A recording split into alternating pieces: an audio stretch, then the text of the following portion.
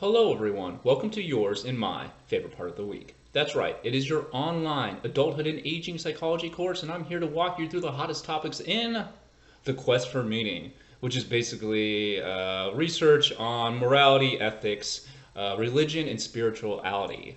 With that said, let's jump into it. In beginning our lecture with definitions.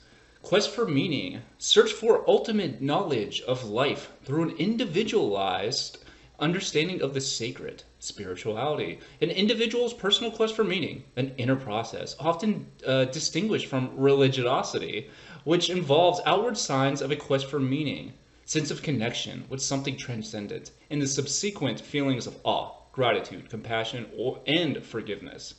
And self-transcendence, knowing that self as a part of a larger whole that exists beyond the physical body in personal history. So a lot of these constructs and definitions are going to be very similar. But kind of the big takeaway here is that spirituality more of kind of an inner process that does not have to be associated with religion and doesn't necessarily have to involve outward signs that you are spiritual. And kind of the classic kind of sense of connection with something larger than yourself, compassion, forgiveness, etc. And then self-transcendence. Kind of the idea that, again, you're kind of connected to some larger whole of humanity, universe, whatever kind of the theoretical framework is. Is enough for the purpose of this class. I'm not going to really delve into the micro details of this in like a test format of the micro details of the differences between these definitions. There are three major reasons the discussion of meaning is interesting. Different people attach different meanings to the same experience. The quest for meaning is a basic human characteristics. Most cultures believe spirituality and wisdom increase with age. It's argued the meaning we attach to experience that matters. Individual experience do not affect people in the same automatic way. Interpretation matters. There's an internal working model. Objective experiences are filtered through various internal working models. Basic assumptions people make about the world and their place in it affects interpretations of events.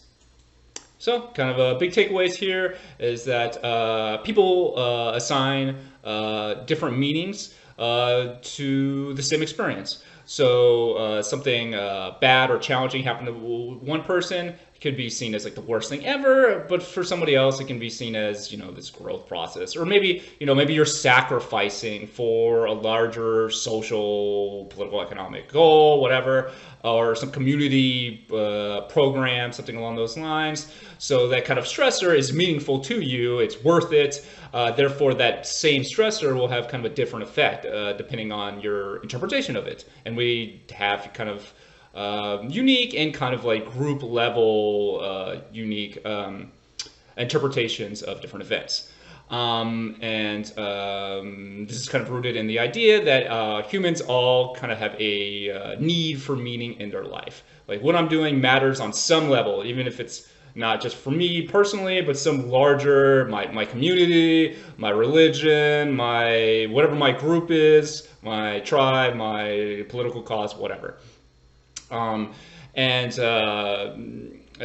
kind of create a narrative of yourself, but kind of a narrative of the understanding of the world.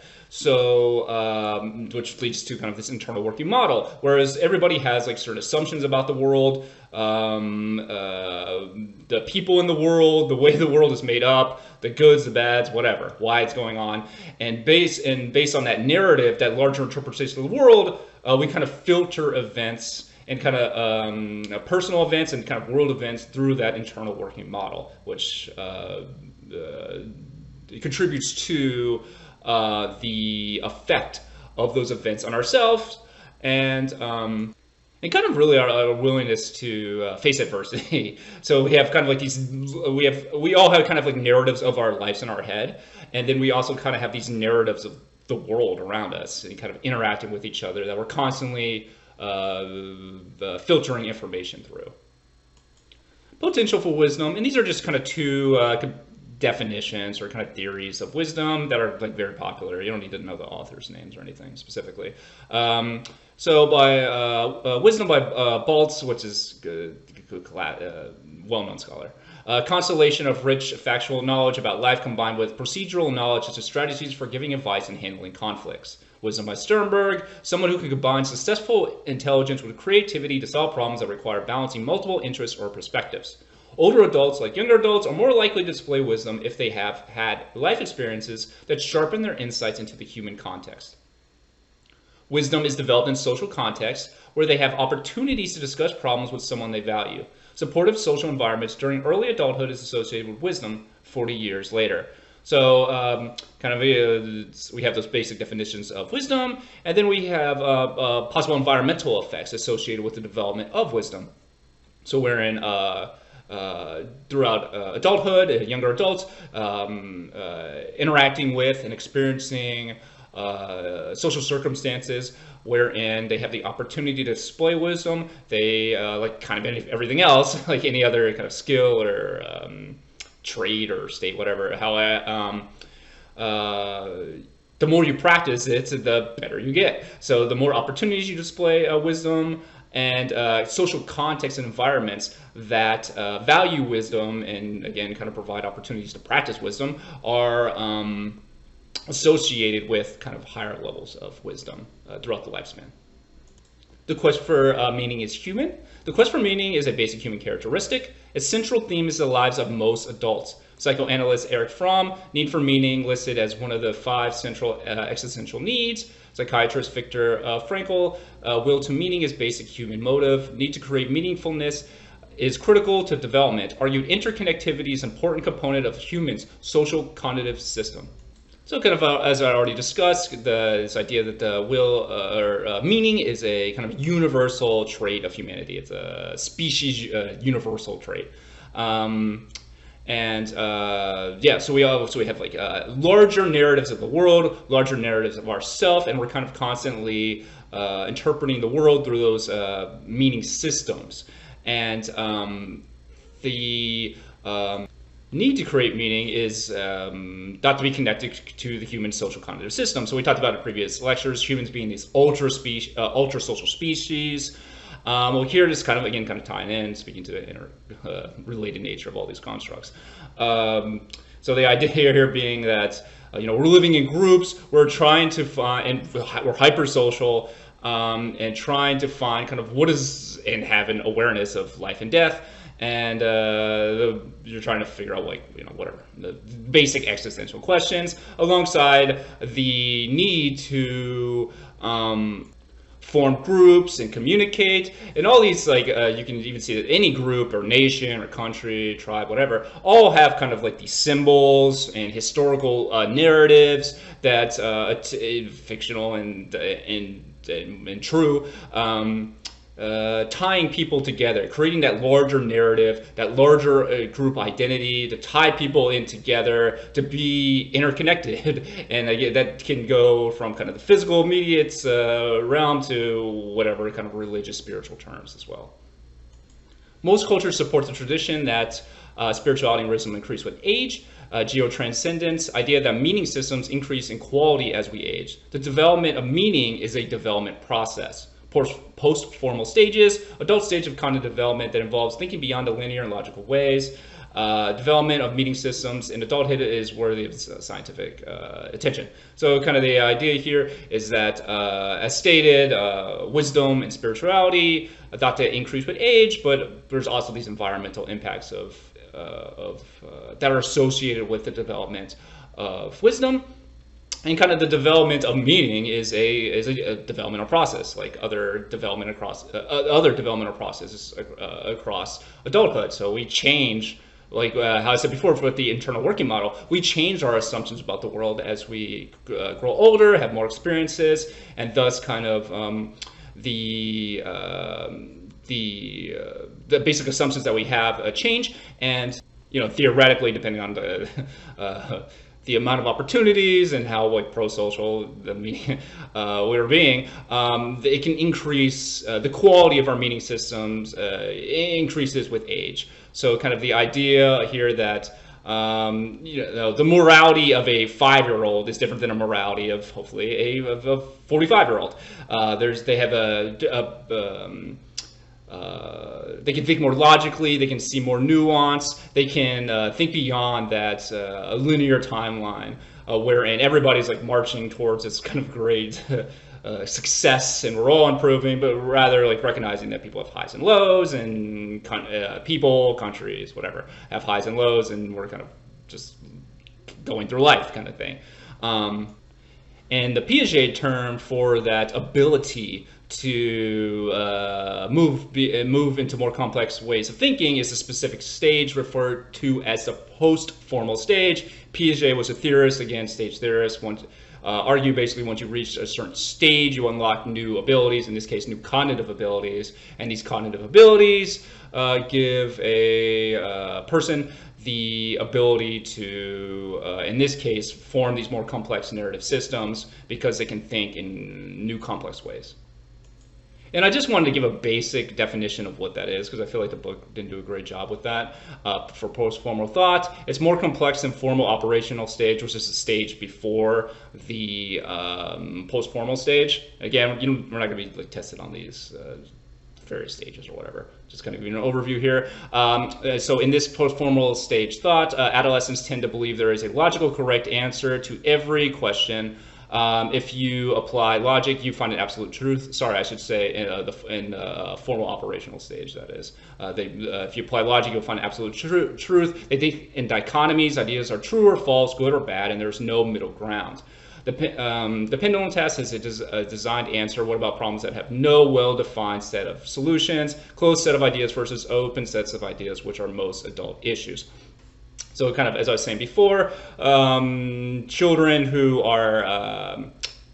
have not reached the post-formal thought stage yet are believed to, and argued by Piaget, and this is debated, but this is his argument, that they think that they can apply a logical solution to everything. If you just apply enough logic, then you're going to find the ultimate truth. There's good, there's bad, this is what it is. We got to just think logically, and which can kind of contribute to dichotomized thinking. And in the real world, which is kind of the real takeaway of those final two bullet points, is that we typically enter situations wherein there isn't really like a yes or no response. There's a kind of an open-ended problem, and you kind of have to work through it, and there's often not a universal one solution to this specific debate problem or whatever the social circumstance is. So kind of, again, so once you reach this post-formal thought, you kind of move beyond this like,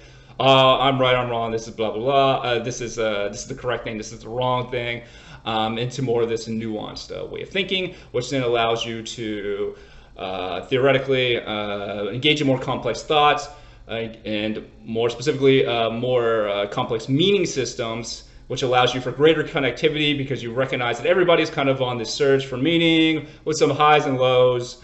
And people have flaws, you have flaws, and whatever you're trying to kind of develop together. So it kind of allows for that like nuance and interconnectivity. Post-formal thought allows for relativistic thinking. Knowledge depends on its context and the subjective perspective of the knower. Stop getting drunk or we break up. Absolute level. Students use fewer thinking styles, less creativity, cognitive complexity, dialectical thinking, detecting paradoxes and inconsistencies among ideas and trying to recognize them. So kind of as stated here, there's always a scenario. You can imagine a scenario when like a couple are fighting or whatever, and they're like, hey, one of the people in the relationship say, stop drinking or stop doing some activity, or we're going to break up, and then that same person then will engage in that activity, drinking or whatever. But then say they do it for a good reason, say like a family member randomly dies and they're like depressed or whatever, and then they drink or do whatever it is they're doing, and then the partner will be like, okay, yeah, I know I said that before, but this is kind of a special circumstance, so I'm kind of going to let it slide. So kind of that understanding that it's, again, going back to that dichotomy thing. Here we have this taking into account the larger context in which behavior occurs, and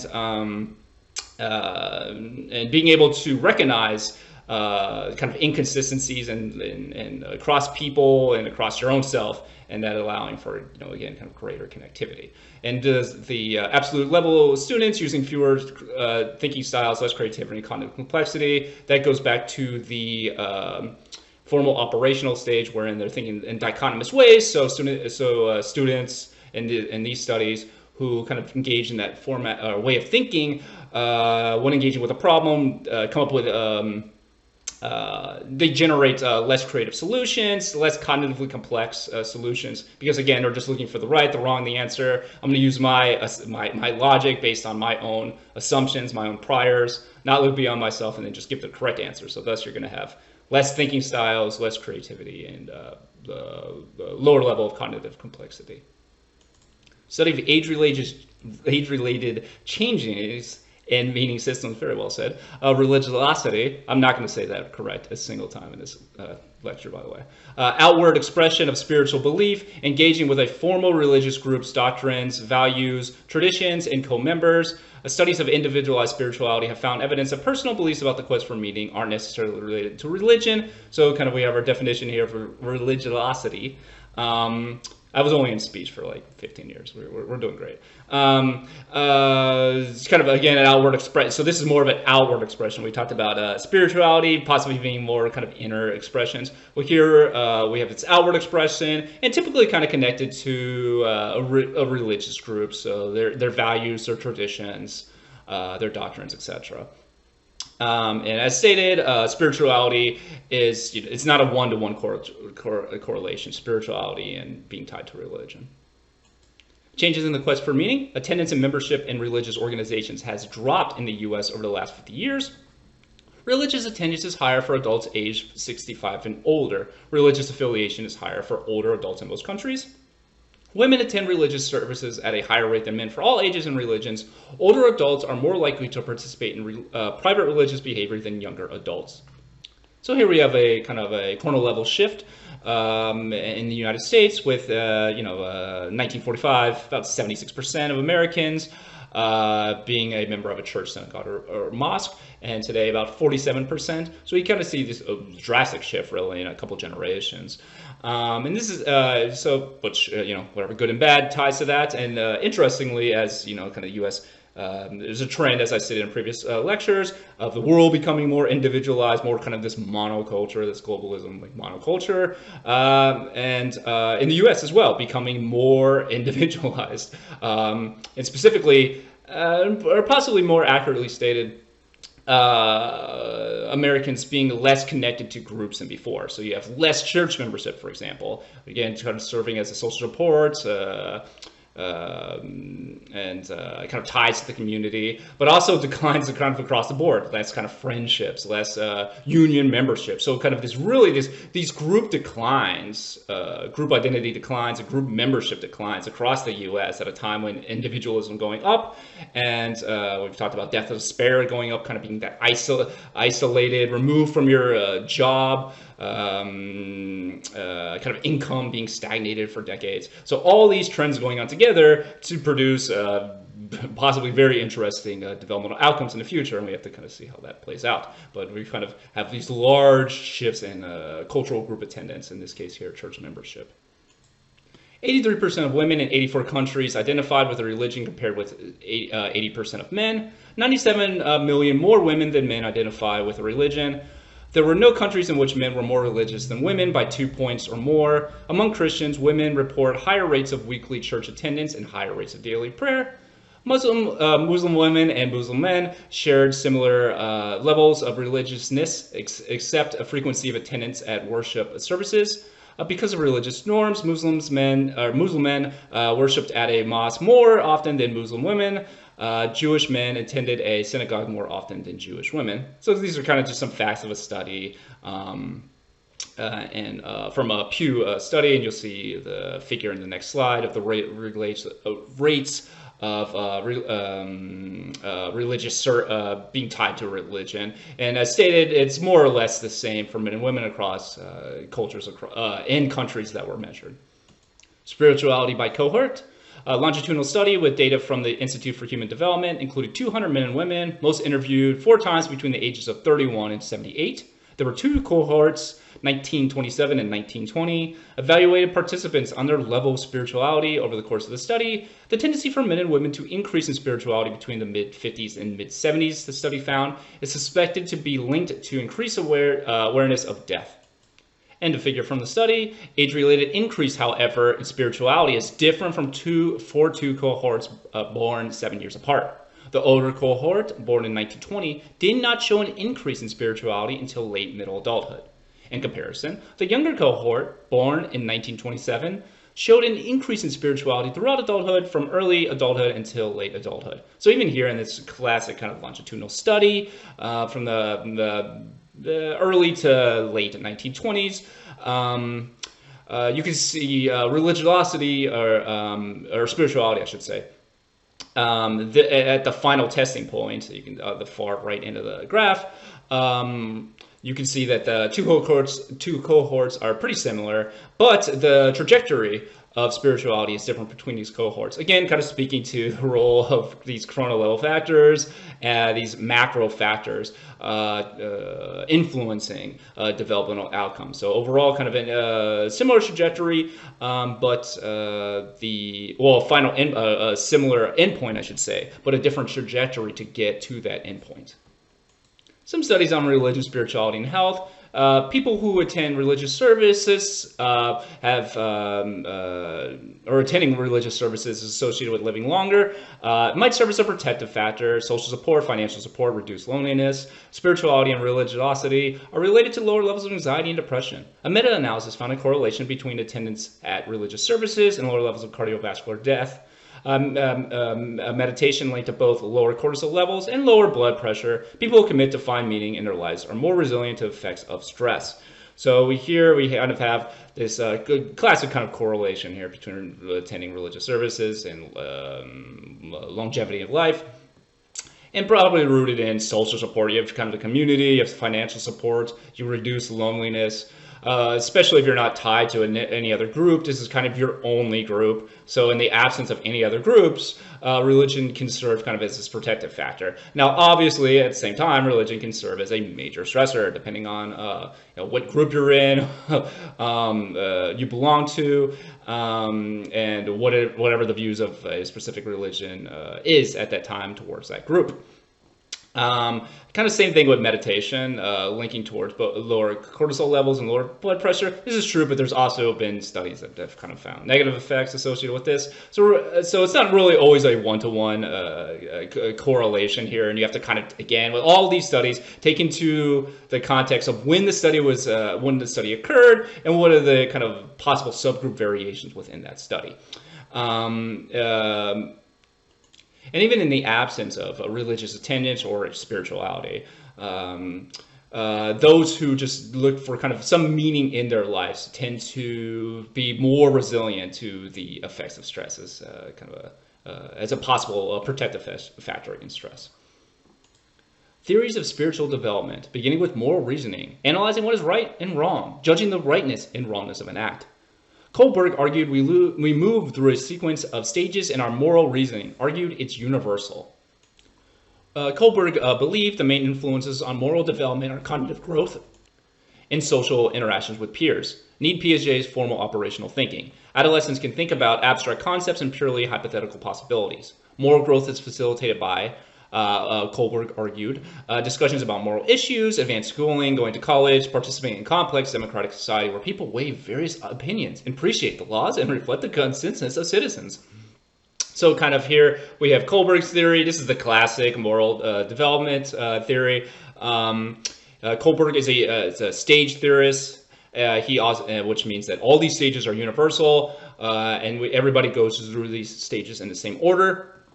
He heavily relies on Piaget's theory of kind of development at the root of his moral stages of development, which is kind of also a classic like American scholar kind of thing. He argues that certain individuals need to reach a certain level of cognitive stages within Piaget's stages of cognitive development to reach a certain level of moral development. So a correlation between Piaget's stages of cognitive development and Kohlberg's stages of moral development. And you can kind of see here how Western influences this is, and kind of how like academia influences this. So he argued the discussion about moral issues. So kind of the idea that debate and a discussion will lead to some greater consciousness. Advanced schooling, going to college, so you have to go to college to reach a certain level, or you're highly unlikely to reach a certain level if you don't attend college. Which is kind of problematic, considering I don't remember the numbers off the top of my head, but the super majority of people do not have a bachelor's degree, and then participating in a complex democratic society. So whatever that actually means, is it kind of the American democratic system, which arguably democratic, which is more centered around a presidential system, or is it the European parliamentary democratic system, or is it an alternative democratic system? So and then appreciations of laws and kind of debate being consistent of citizens. So kind of this classic kind of Enlightenment kind of theory of debate, college, discussion, and democratic society, presumably the US system of presidential politics. Which leads us to the Heinz dilemma. In testing to determine at which stage people are, they're confronted with moral dilemmas, and their decisions in their dilemmas reflect their stage. The Heinz dilemma is a famous moral dilemma that can be used to compare different responses and categorize responses by stages. So kind of the big idea here is that Kohlberg is looking at the reasoning behind your choice. So what your reasoning behind your choice is,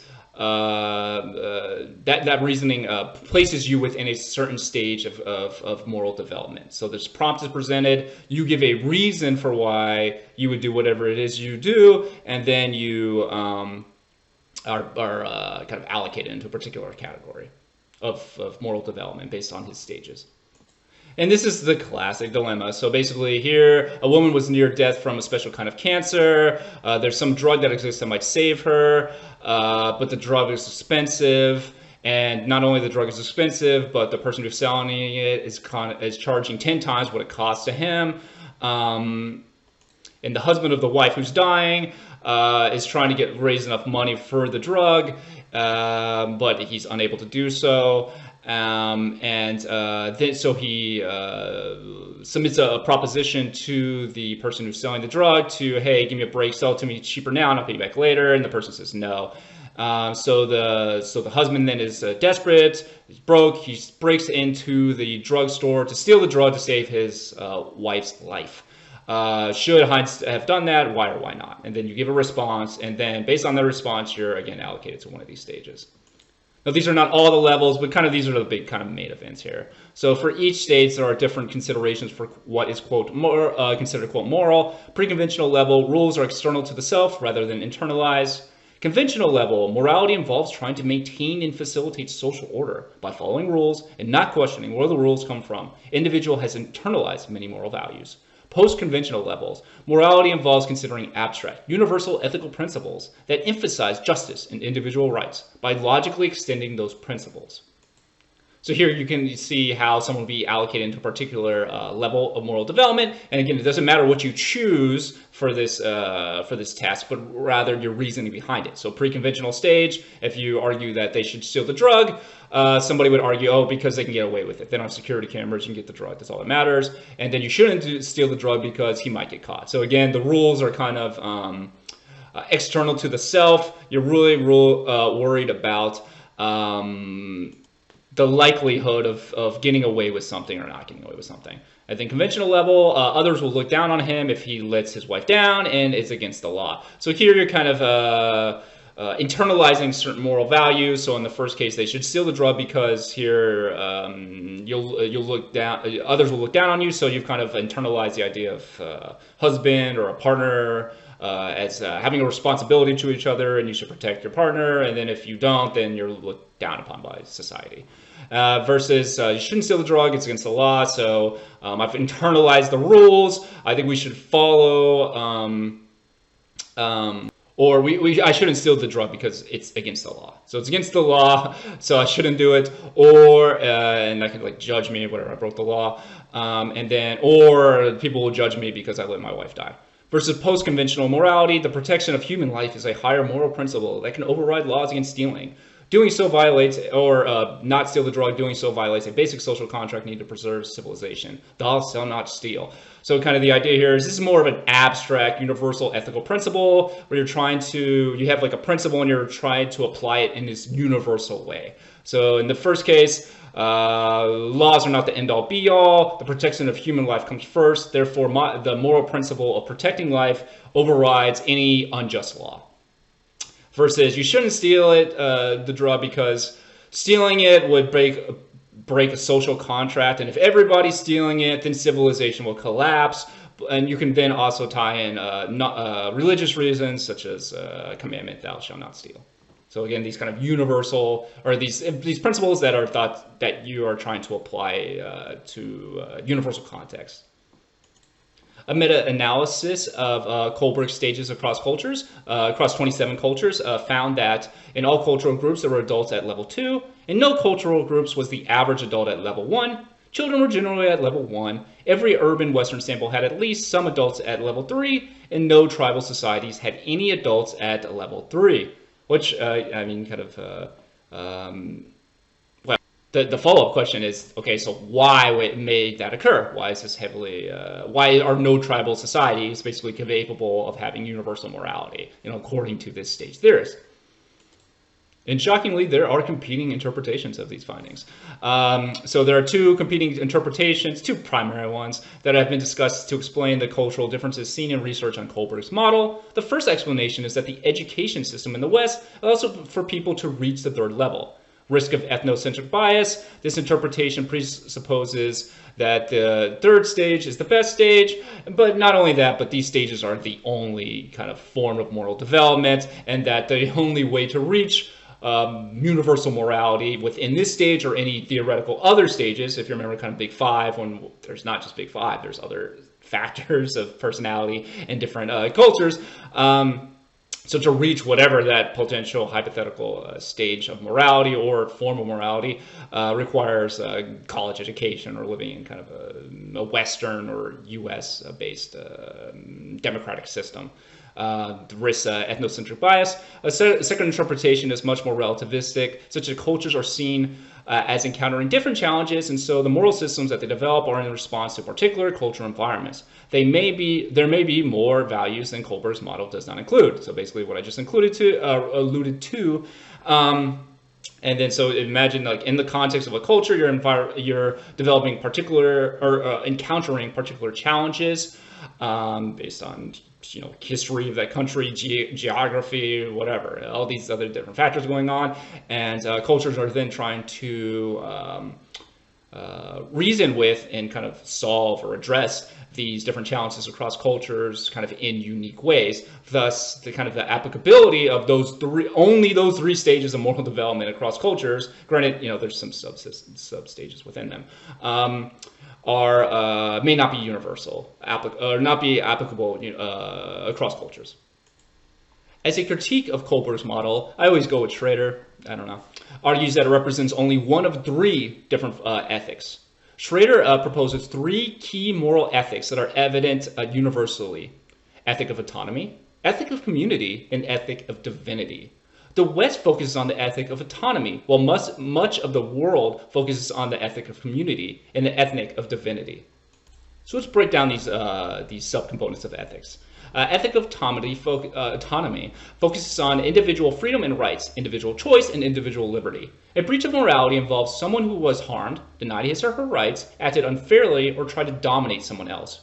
Schroeder argues that Kohlberg's model, which emphasizes justice and individual rights, really taps into the ethic of autonomy. The highest level of moral reasoning upholds justice and individual rights. The West tends to focus on the ethic of autonomy.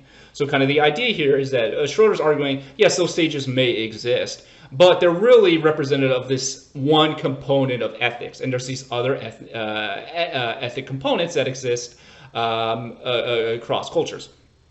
And here you can see ethic of autonomy kind of being more concerned with individual rights, choices that tend to be kind of represented more in the West, kind of sometimes referred to as negative rights. So kind of the prevent you, not positive rights. So you don't have the right to be provided something.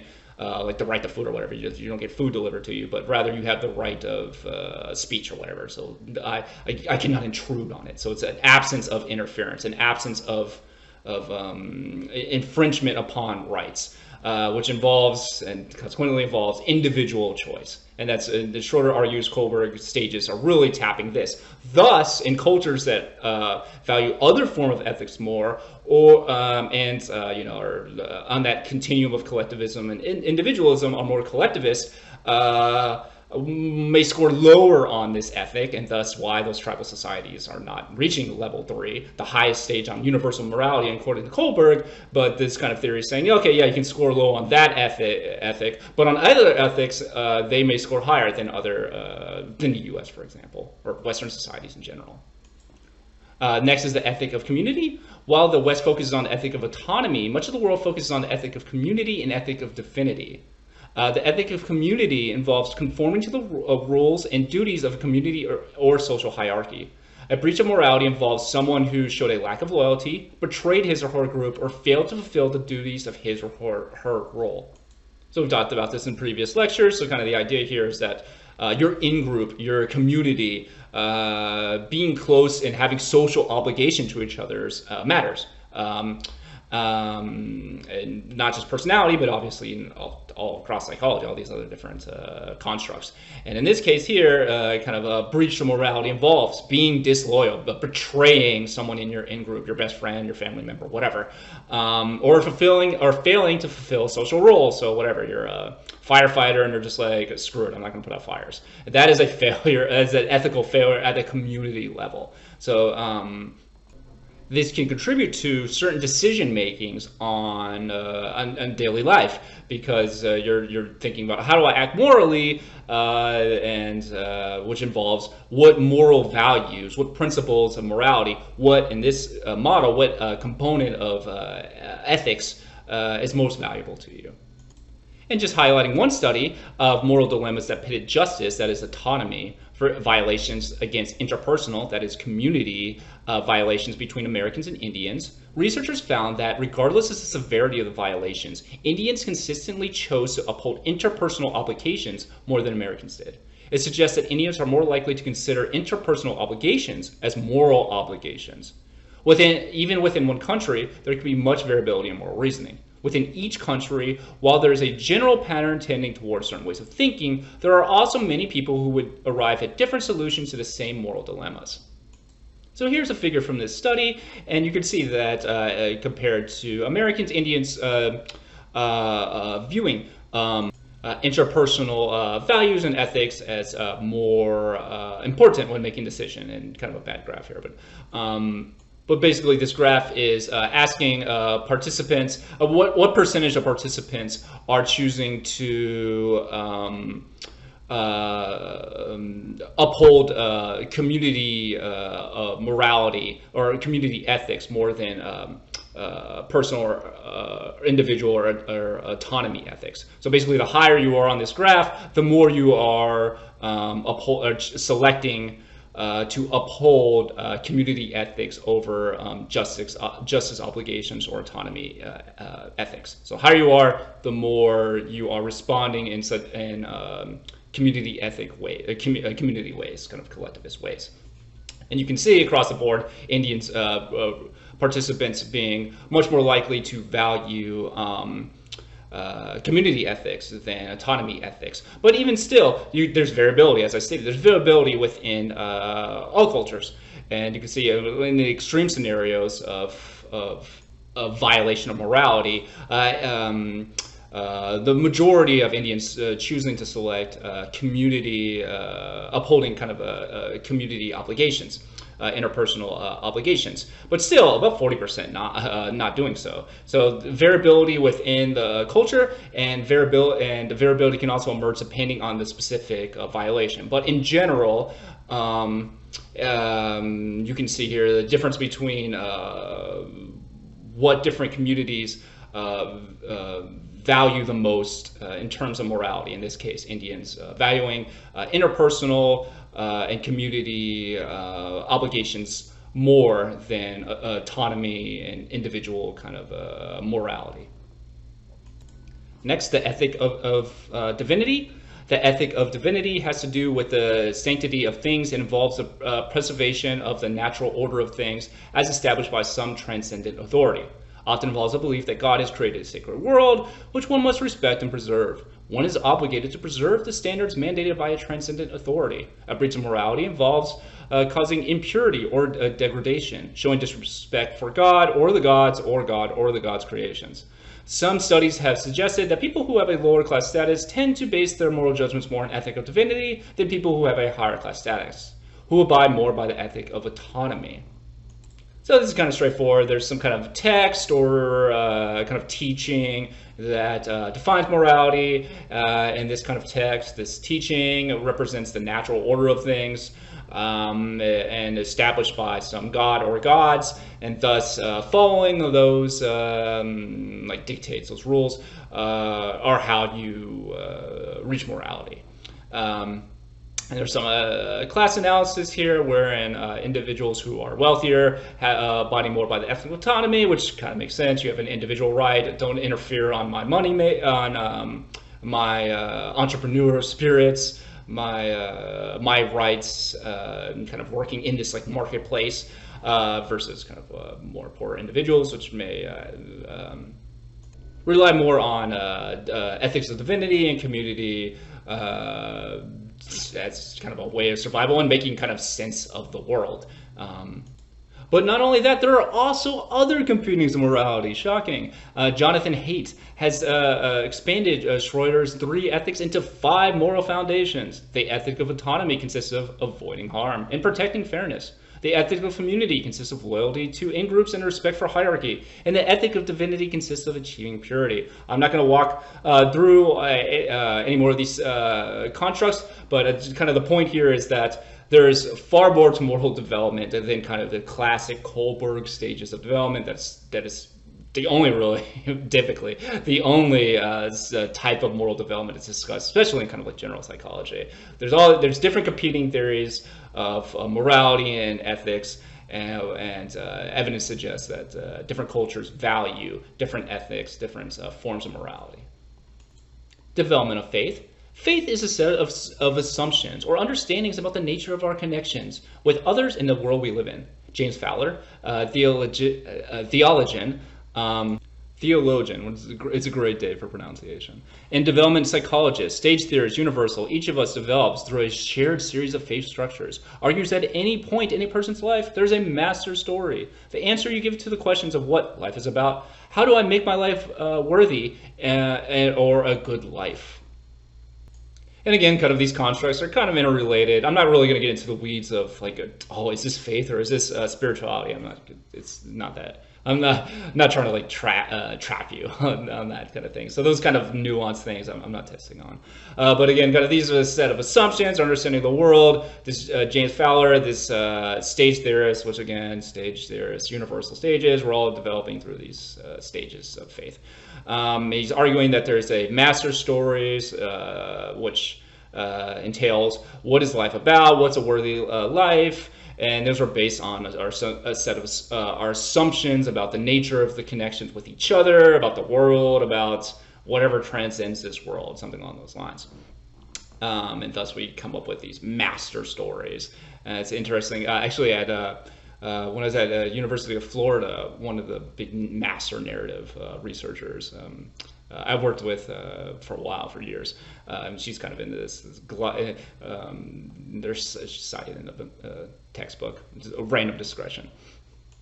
Anyway, back on track. So we have stages of faith here that we're going to walk through. Synthetic, conventional faith, rooted in implicit assumption that authority is found outside oneself, appears in adolescence, and continues into early adulthood. Many adults remain within this form of faith. Individuative, reflective faith, interruption on reliance on an external source of authority, moves internal. Many adults move away from faith community, re-examines assumptions, and takes responsibility. We then have a conjunction phase stage. We're opening outward from the self-preoccupation of the individuative reflective stage, open to paradox, moving away from fixed truth towards a search for balance, often brings a person to an interest in service or commitment to the welfare of others. In universalizing faith, people live the principles of absolute love and justice. It is rare. Open searching for universality, still developing personally, can be subversive to structures of society or traditions. So these are kind of like all the other stages of like moral development. We have authority at the beginning, the earliest stages, the assumption being that authority is kind of found outside yourself. And you kind of just follow those rules, and then you move from that external source of authority, of faith, of assumptions of the world, to more of an internal sense, wherein you're re-examining your assumptions. You're trying to take kind of, I guess, personal responsibility. So you're going from external to internal. Once you hit the individuative stage, individual is kind of in the name. And then conjunction faith, then kind of moving outward again. So going from inside to outside to inside, or inside or outside, outside to inside to outside. So we have synthetic, conventional faith being outside, then individual being inside, internal, then going to conjunction faith. Moving away from that kind of like internal process of like checking your assumptions and whatever, just looping in your own brain, trying to figure out what authority is, or what my reevaluating your assumptions of the world, basically, and trying to take some responsibilities.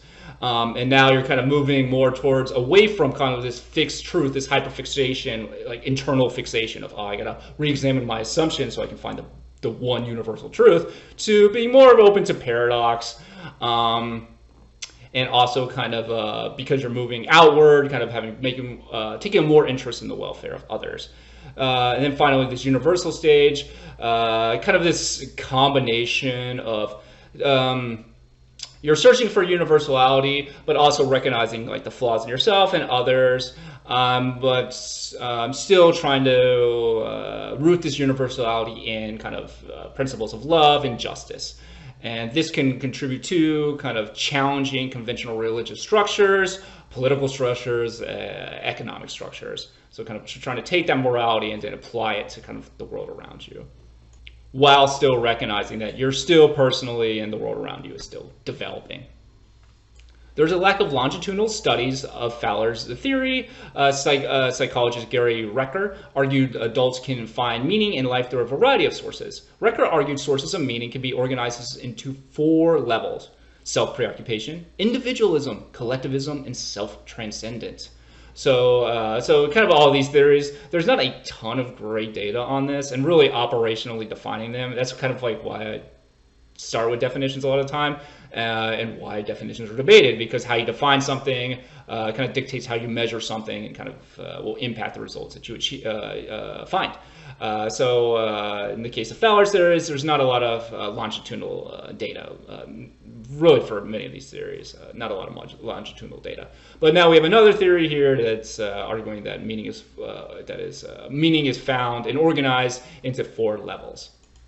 And as stated, we have the self-preoccupation stage, which meaning is found through meeting basic needs. Individualism, meaning is found through personal growth, personal creativity. Collectivism, meaning from traditions, cultures, societal causes. And self-transcendent, meaning is through values, ideals, altruism, religious activities. So kind of going from kind of a little Maslow theory-ish here, going from like basic needs to then I'm going to focus on myself and growth. Then kind of going, then we have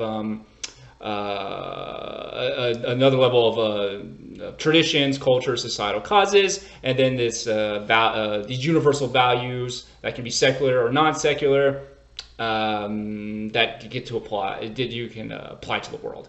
And these, you can be high or low in one level and low in another. So whatever, you can be really high in individualism and very low in collectivism, for example. So theoretically, all people are kind of have a rating or something on these 4 specific levels these 4 levels, and these levels are are the basic components of how an individual finds meaning in the world.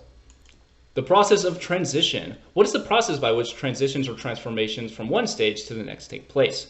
Researchers have focused on the stages more than the process of moving up the stages, which begs the question, what triggers them? What are the common features of transitions? How are they traversed? So we have these stages. The stage leaders are really obsessed with kind of stages. But then the question is, okay, but how do you actually move from one stage to the other?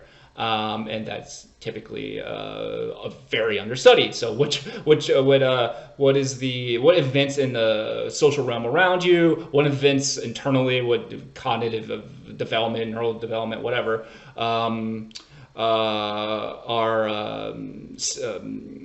help a person advance to a different stage of, in this case, moral or faith development. And one theory is the transition theory. Transition is described in parallel term, each shift from one level to the next seen as a death and rebirth. Process involves first some glimpses or precursors of another stage/view, then a period of how to deal with two, quote, selves. Sometimes a person abandons effort and returns to previous stage. Middle part of the process can be dislocating. I am beside myself. So basically what they're arguing here is that that, like all stage theorists, you kind of lose yourself for a moment and then kind of birth a new self. So kind of like death and rebirth kind of situation here. So wherein then there's kind of a process. So you can kind of see some glimpses of moving on to the next stage, some kind of new ideas, new ways of looking at the world, maybe a kind of slightly new meaning system developing, but at the same time still kind of being attached to your other meaning system. So you have like a new meaning system being developed while at the same time having your own, and then those two meaning systems are conflicting, and therefore you have two options: either kind of delete the old meaning system and progress to the new stage, or say, no, I don't like this new meaning system, I want to stay at my previous stage, or regress to a different stage. And during this process of kind of being caught between, quote unquote, two selves, you can kind of feel dislocated, kind of unsure about yourself, and kind of be destabilized is kind of the idea here.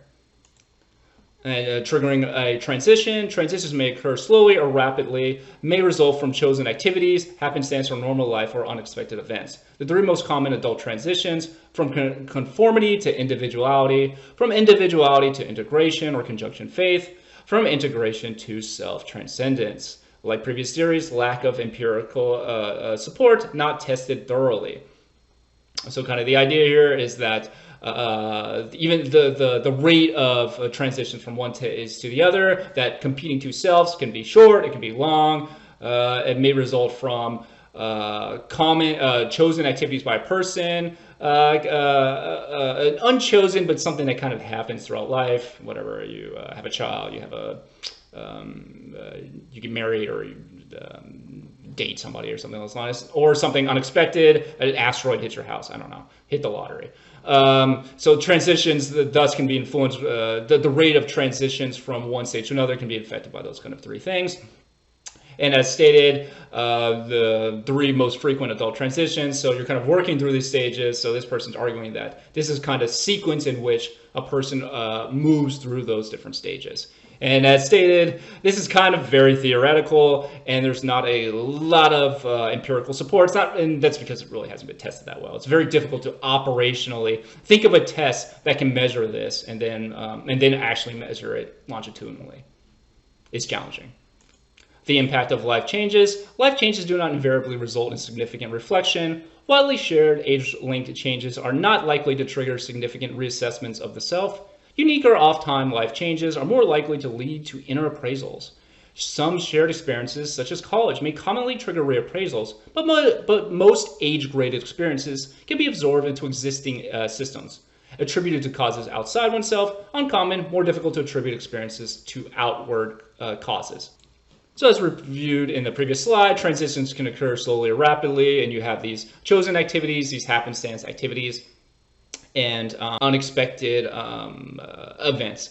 And it also kind of relates to what we talked about in previous chapters, wherein kind of when the event takes place matters. Kind of that idea of kind of being developmentally on time. So when the event occurs matters. So whatever, we already talked about being single or whatever at 40 years old, not having kids at 40 years old, being in college at 6 years old, maybe impacting. You can recognize that you're off timing, your life changes off timing, which can contribute to stress. In this case here, it's kind of argued that these off time life changes are more likely to lead to inner reappraisals because it's difficult to attribute being off change as something that is universal or something that's kind of outside yourself. It's more something maybe that's happening to you, and therefore, oh, I need to reevaluate my life, and therefore that reevaluation can create a new meaning system is basically what's being argued here. So kind of life changes do not automatically lead to reflection and changes through these stages or transition to a new stages, but rather possibly these off-time and unique events kind of contributing to a reappraisal and thus kind of advancement in transition to a new stage. And finally, life as a journey. I feel like I'm in Francesca's. Implicit in the metaphor of, quote, life as a journey is the concept of a goal or endpoint. More Western thinking, linear metaphor of a journey may limit thinking about changes in adult meaning systems. Life is a circle. Each step is a circling back, a remember of the, quote, still point within. We understand the world and ourselves differently within each movement of the circle, but no necessary endpoint. So kind of classic life is a journey kind of thing. It is kind of very Western oriented. It's classic, like we're marching towards this universal progression, both in ourselves and then as a society. And therefore, we all have this goal, we all have this endpoint, and we're all like these agents of change that are leading to kind of a better world. A lot of Western-oriented thinking in that approach. Then we have this other approach here, life is a circle, so kind of, I don't know, you're in this kind of hypothetical circle, and you're always kind of walking within that circle, but at each step within that circle, this is kind of abstract, you're understanding the world differently, and we possibly understand ourselves differently. We have different viewpoints, but there's not necessarily endpoint. This is kind of like the Pocahontas song, you can't step in the same river twice kind of situation here. So not necessarily a linear journey with an endpoint, but kind of whatever, life is a circle kind of situation. All right, so I think that's a good place to wrap it up. Keep it under an hour this time, give you guys a break. Thanks everyone for watching, and I will see you next week. Bye.